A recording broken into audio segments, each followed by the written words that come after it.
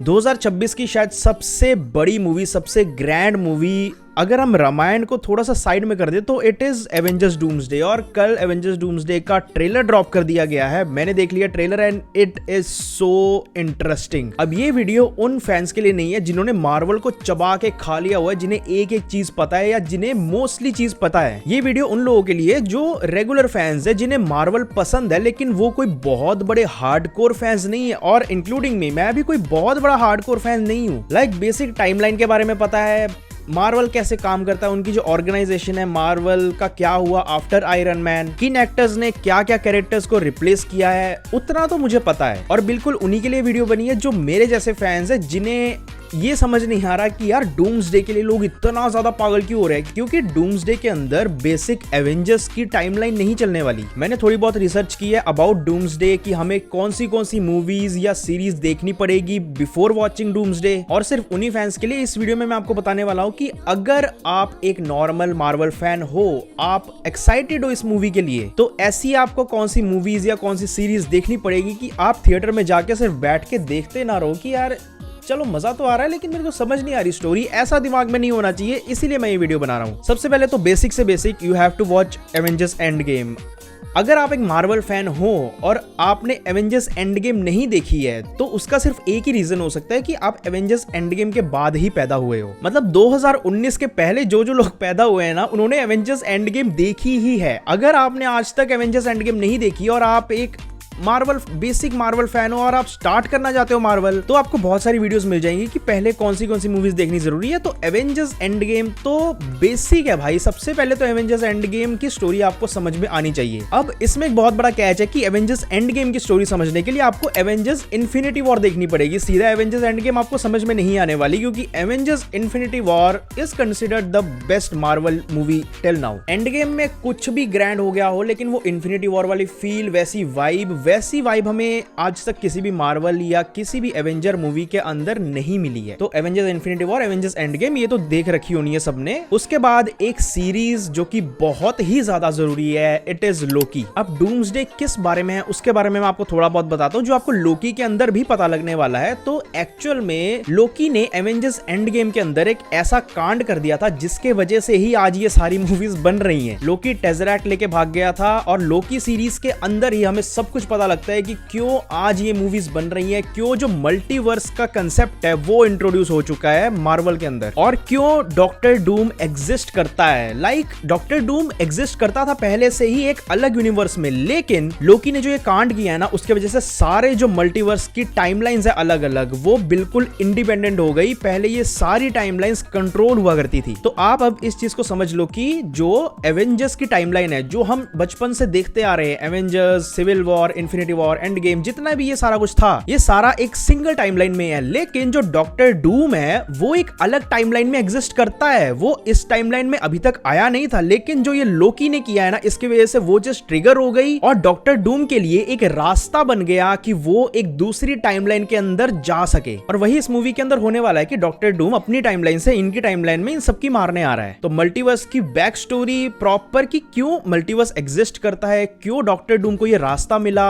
वो समझने के लिए आपको लोकी सीरीज देखना बहुत जरूरी है। अब इसमें एक चीज ऐड हो जाती है विच इज एक्समैन। एक्समैन की एक मूवी आपको देखनी जरूरी है। जरूरी नहीं है, बल्कि आपको मूवी अच्छे से समझ आए इसलिए आपको देखनी पड़ेगी। X Men days of future past 2014 की ये मूवी थी। इसके अंदर जितने भी कैरेक्टर्स हैं एक्समैन के, मोस्टली कैरेक्टर्स डूम्सडे के अंदर भी हैं। तो एक्समैन वैसा बिहेव क्यों करते हैं, उनके पावर्स क्या है, वो अगर आपको पहले से पता हो तो इट इज इजी मूवी को समझने के लिए। उसके बाद एक मूवी जरूरी है, doctor strange multiverse of madness. ये मूवी टोटली फन है यार। मैंने इतना ज्यादा एंजॉय किया था ना इस मूवी को थिएटर्स के अंदर। विजुअली ये मूवी इतनी तगड़ी है। ऑरा फार्मिंग के लिए वांडा का एक सीन आएगा जब वो अटैक कर देती है उन लोगों के ऊपर, या नाम भूल गया मैं उन लोगों का। मतलब इस मूवी को आप ऐसा मत समझो कि ये बहुत ही ज्यादा जरूरी है डूम्सडे समझने के लिए, लेकिन आपको एक विजुअल रिप्रेजेंटेशन मिल जाता है कि मल्टीवर्स एक्चुअल में है क्या? मल्टीवर्स एक ऐसी चीज है जिसके अंदर अगर आप फंस गए तो आपकी फटके चार हो जाएगी, जो कि भाई टॉम हॉलैंड के कैरेक्टर के साथ हुआ था। मतलब स्पाइडरमैन, मैं टॉम हॉलैंड का कैरेक्टर क्यों बोल रहा हूँ। उसके बाद पिछले ही साल ये मूवी आई थी, you have to watch Thunderbolts. तो आपको पता होगा कि आयरन मैन जब मर गया था उसके बाद एवेंजर्स का नियरली एंड ही हो गया था टोटली, और जो थंडरबोल्ट्स के कैरेक्टर्स है ना, इन्हीं को नेक्स्ट एवेंजर्स माना गया है। मैं आपको स्पॉइल कर देता हूँ कि मूवी के एंड में जो मीडिया होती है ना, वो इनके सामने आ जाती है कि भाई ये हमारे न्यू एवेंजर्स है, ये हमारे न्यू एवेंजर्स है, इन्होंने सेव कर लिया हम सबको। आपको यार सामने से स्पेशली मीडिया आपको ऐसे पोर्ट्रे कर दे कि भाई ये हमारे न्यू एवेंजर्स है, तो आप उस चीज को डिनाई तो नहीं ना कर सकते। तो एक्सीडेंटली थंडरबोल्ट्स इस ग्रुप के ऊपर ये जिम्मेदारी बन गई है कि भाई हम ही नेक्स्ट एवेंजर है, हम ही न्यू एवेंजर्स हैं। इसके बाद आपको एक मूवी देखनी बहुत ही ज्यादा जरूरी है, which is fantastic four the first steps. ये भी पिछले साल ही आई थी। फैंटास्टिक फोर के अंदर जितने भी कैरेक्टर्स है ना, वो भी एक बहुत बड़ा रोल निभाने वाले हैं इस मूवी के अंदर। अब क्योंकि यार आप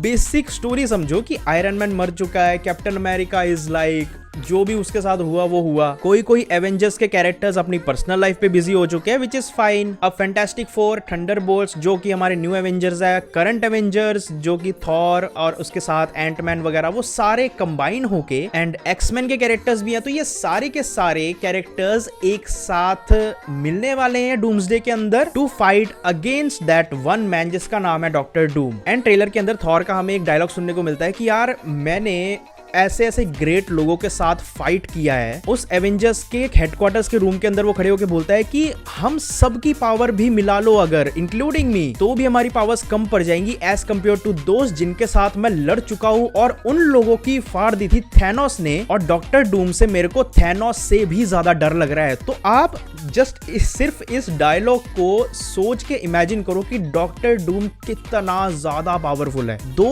उंगलियों से उसने उस हैमर को रोक लिया जिस हैमर ने लगभग खत्म कर दिया था थैनोस को। एंड हमें मूवी के अंदर भी ये देखने को शायद मिलने वाला है कि थॉर अकेला ही डॉक्टर डूम को मारने चला जाता है, लेकिन उसको पता लग जाता है कि भाई ये बंदा अकेले मारने वाला तो नहीं है, हम सबको मिलना ही पड़ेगा। और अब आपको वीडियो के अंदर लग रहा होगा कि यार इतना ज्यादा भी कॉम्प्लिकेटेड नहीं है। कॉम्प्लिकेटेड में भी हो सकता है क्योंकि एवेंजर्स का ये स्टाइल है कि पुरानी किसी भी एक रैंडम मूवी के अंदर से वो एक रेफरेंस मार देते हैं, और ऐसे बहुत सारे मोमेंट्स होने वाले हैं जो मुझे भी समझ में नहीं आने वाले, क्योंकि ऐसा पहले बहुत बार हो चुका है। क्योंकि मैं एक बहुत हार्डकोर फैन नहीं हूं, और मुझे लग रहा है कि आप भी एक बहुत हार्डकोर फैन नहीं हो, इसलिए आप अभी तक ये वीडियो देख रहे हो। तो मेरे अकॉर्डिंग जितनी रिसर्च मैंने की है, जो मूवीज मैंने आपको बताई, अगर आप उनको अच्छे से देख लोगे तो आपको ऐसा तो नहीं होगा एवेंजर्स डूम्सडे देखते हुए कि मुझे समझ नहीं आ रहा कुछ भी। बाकी यार अगर आपको डिटेल्ड वीडियोस चाहिए तो कॉमिक वर्स तो है ही है भाई उस चीज के लिए। मतलब मोहित भाई का जो एक समझाने का स्टाइल है, जो एक डिटेल के अंदर घुस के वो चीज बताते हैं ना, उसको तो कोई मैच कर ही नहीं सकता। मेरा ये काम था कि एक नॉर्मल फैन को ये बताना